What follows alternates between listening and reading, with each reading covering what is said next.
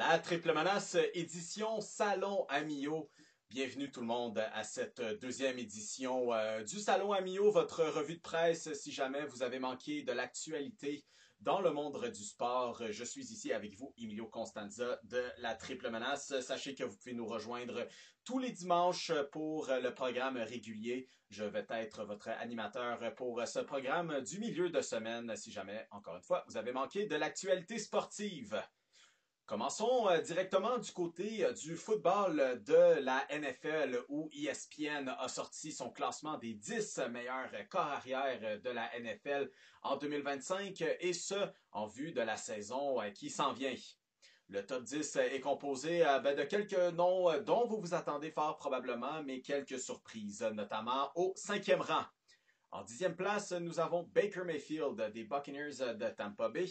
En 9e place, nous avons Jalen Hurts, champion du Super Bowl et MVP du match. En 8e place, nous avons Jared Goff des Lions de Détroit.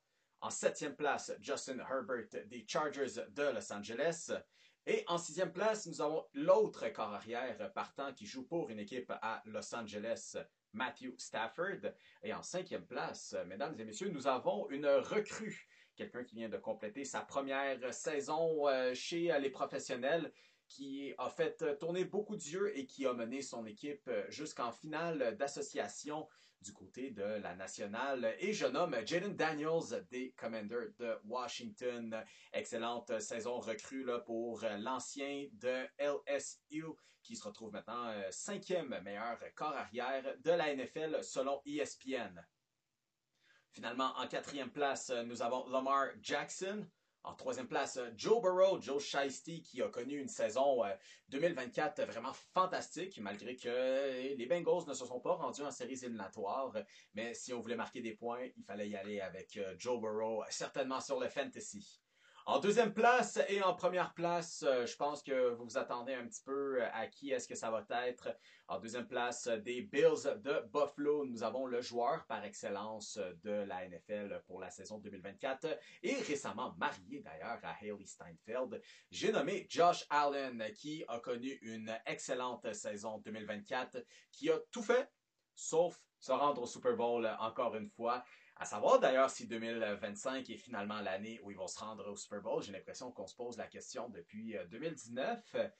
On va reposer encore la question cette année si c'est la bonne. Et finalement, par processus d'élimination, mesdames et messieurs, en première place, nous retrouvons nul autre que Patrick Mahomes des Chiefs de Kansas City, qui encore une fois a eu une saison excellente.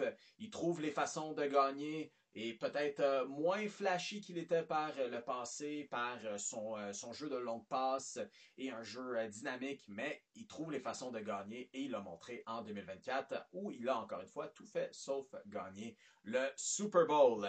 Dites-moi ce que vous en pensez de ce top 10. On va certainement en reparler dans l'épisode de dimanche avec Pierre-Olivier Poulain et Félix Forget du programme régulier.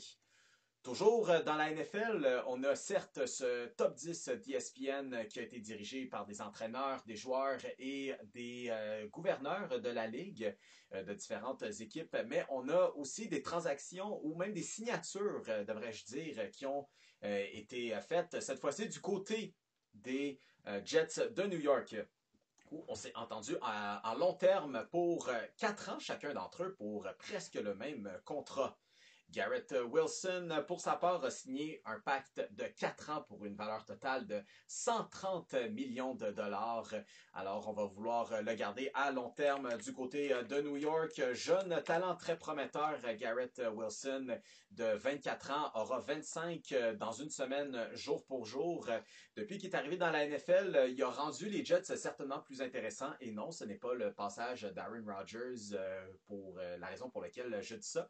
Recrue offensive de l'année en 2022, Garrett Wilson a obtenu 1000 verges de réception à chacune de ses 3 premières saisons, a surpassé son record personnel de 1103 verges à sa saison recrue avec une récolte de 1104 verges en 2024, qui est un de plus que par le passé. Toujours pas nommé sur une équipe du Pro Bowl, mais bon, on se doute que ça vient nécessairement avec les performances de l'équipe.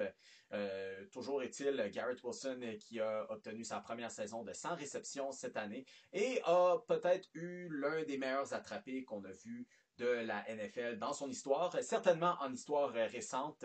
Je pense que le comparatif direct avec celle-ci, c'est l'attrapé qu'a fait Odell Beckham Jr. dans le même stade, soit dit en passant. Assez poétique, mesdames et messieurs. Ce n'est pas le seul joueur que les Jets ont signé à long terme pour les 4 prochaines saisons, par précision. Mais on a aussi mis sous contrat l'arrière Sauce Gardner, là, le cornerback, pour un contrat de 120,4 millions de dollars. Sauce Gardner, un petit peu comme Garrett Wilson, un jeune talent extrêmement polyvalent chez les Jets de New York, 24 ans, aura 25 lui aussi très bientôt, le 31 août. À ses 3 premières saisons dans la NFL, a reçu 2 mentions pour le Pro Bowl et a été nommé aussi recrue défensive de l'année par l'Associated Press et s'est retrouvé sur la première équipe d'étoiles de l'Associated Press lors de ses 2 premières saisons.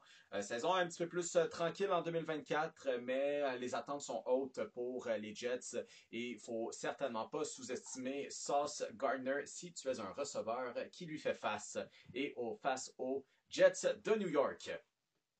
J'ai envie de finir avec cette histoire au football. L'ancien corps arrière, un autre jeune talent d'ailleurs, qui était très prometteur quand il est arrivé dans la ligue, Teddy Bridgewater. Teddy Bridgewater, pour le fan de football qui est peut-être un peu plus récemment initié au sport, a débuté sa carrière avec les Vikings du Minnesota. Il était un jeune corps arrière qui est arrivé dans cette ligue. A eu sa première saison professionnelle à 22 ans, 32e choix de première ronde, joueur natif de la Floride. D'ailleurs, un bassin là, très fort de joueurs de la NFL. Était, comme je dis, un jeune talent très prometteur. À sa 2e saison, à 23 ans, une fiche de 11 victoires pour 5 défaites a été nommé sur le Pro Bowl. Encore une fois, comme je dis, à sa 2e saison, avec 3231 verges par la passe. Toutefois, bon nombre de blessures l'ont écarté du jeu. A tenté de relancer un petit peu sa carrière en étant derrière Drew Brees sur le banc. A eu un petit passage là, très victorieux avec les Saints de la Nouvelle-Orléans où il y a eu 5 victoires pour aucune défaite lorsqu'il était dans le match avec 67,9% de ses passes de réussi. A reçu des votes d'ailleurs pour le joueur comeback, comme ils appellent, de l'année. Toutefois, bon, sa carrière a pris un peu une débarque et est maintenant impliqué dans sa communauté, où d'ailleurs il a été suspendu par Miami Northwestern, où il travaillait depuis très récemment. Vous allez sûrement me demander, mais pour quelle raison est-ce que Teddy Bridgewater a été suspendu? Souvent, on parle là, pour des accusations, des affaires dans le genre, on sait comment ça se passe un petit peu dans la NFL, hein? Mais cette fois-ci, Teddy Bridgewater, qui était un bénévole et non pas un employé de l'école, s'est fait suspendre parce que il a aidé des enfants, selon ce que rapportent plusieurs sources différentes, incluant Teddy Bridgewater lui-même. Donc, selon ce qu'on apprendrait, il aurait non seulement offert 14 000 $ de ses poches pour le camp d'entraînement, aurait ensuite déboursé plus de 9 500 $ pour d'autres activités autour de l'équipe, 2 200 $ par semaine pour des mets d'avant-match, 1 300 $ par semaine pour des programmes de traitement pour la santé des joueurs et plus de 700 $ par semaine pour des transports via la plateforme Uber. On sait, il y a peut-être un petit peu plus là-dedans, mais c'est ce qu'on apprend notamment. J'ai envie de savoir, qu'est-ce que vous en pensez d'ailleurs là, du fait que Teddy Bridgewater a été suspendu là, de son poste bénévole, encore une fois, je le rappelle, à Miami Northwestern, lui qui a redonné à la communauté. Hockey, sinon, The Athletic a également sorti une liste en vue de la saison 2025-2026. Cette fois-ci, ce n'est pas à propos des 100 meilleurs joueurs de la Ligue. On a deux classements, en fait, des 100 meilleurs espoirs sur patin, mais également chez les gardiens de but. Cette fois-ci, c'est un top 20. C'est Scott Wheeler, cette fois-ci, qui a dirigé la liste lui-même cette année. Et on commence quand même en force avec Matthew Schaefer et Michael Misa qui occupent respectivement le premier et le deuxième rang de ce classement. Matthew Schaefer repêché premier au total par les Islanders de New York il y a quelques semaines. Et pour Michael Misa, idem, repêchage d'il y a quelques semaines, repêché deuxième.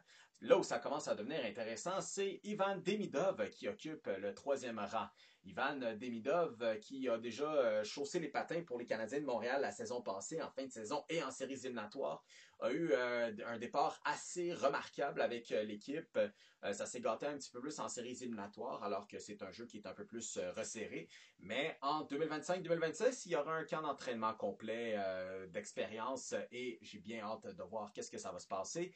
Combien de points est-ce que vous donnez comme prédiction à Ivan Demidov cette année? Est-ce que le Canadien pourrait avoir une deuxième recrue de l'année consécutive? Sinon, chez les joueurs des Canadiens, nous avons David Reinbacher au 39e rang, Michael Hage au 51e, et il y a également trois Québécois qui se retrouvent sur ce classement, soit Caleb Desnoyers, qui a été repêché 4e par le Mammouth de l'Utah, se retrouve 11e au classement. Justin Carbonneau de l'Armada de Blainville-Boisbriand, comme vous savez très bien que j'ai couvert lors de la dernière saison, se retrouve 30e de ce classement, espoir des Blues de Saint-Louis. Et finalement, Zachary Lheureux des Prédateurs de Nashville, qui est un peu plus au fond de ce classement, mais quand même mentionné parmi les 100 meilleurs espoirs de la Ligue au 95e rang. Finalement, chez les gardiens de but, on est allé avec 20 gardiens de but pour ce classement. Le premier, Yaroslav Askarov des Sharks de San Jose, comme quoi on est en train de bâtir quelque chose de spécial dans le nord de la Californie. Commentaire que j'avais laissé d'ailleurs il y a quelques semaines sur le programme régulier de la triple menace où j'ai dit on est peut-être rendu à une course à l'armement en Californie entre les Sharks, les Ducks et les Kings. En deuxième place, on a aussi un membre des Canadiens de Montréal qu'on a vu plus principalement là, avec le Rocket de Laval. Et j'ai mentionné Jacob Fowler qui a terminé sa saison universitaire et ensuite rejoint les rangs professionnels.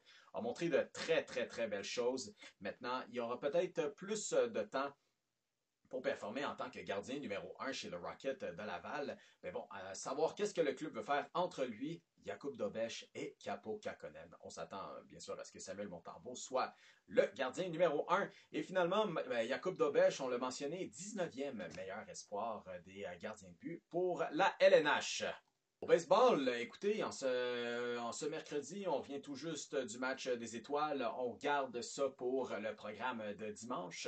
Mais jusqu'ici, on a quand même eu droit au fameux concours de coups de circuit qui est pas mal l'attrait principal de cette semaine ou de ces journées du match des étoiles au baseball majeur. Cal Raleigh qui remporte le concours de circuit, lui qui mène les majeurs au niveau des coups de circuit.